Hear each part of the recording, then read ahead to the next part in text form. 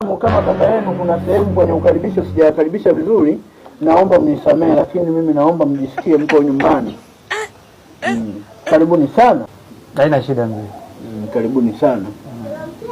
Baba, kama nilivyokuambia, hawa ndio wageni wangu. Waloleta barua. No, alileta ile barua.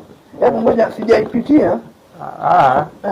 Basi sisi tukaona isiwe kihuniuni.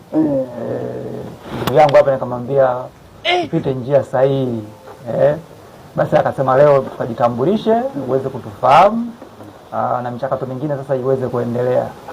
Kwa hiyo ndio leo mzee tumekuja sasa. Mimi kwanza niwapongeze vijana wangu.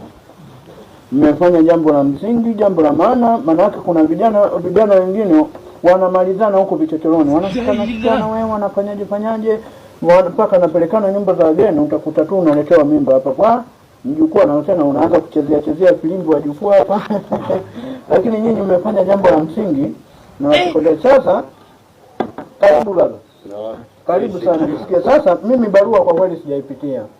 Nisije nikajibu vitu vya ovyo, ngoja niipitie kidogo. Mama sasa niipitie kidogo hiyo barua ili mambo mengine yaweze kuendelea vizuri.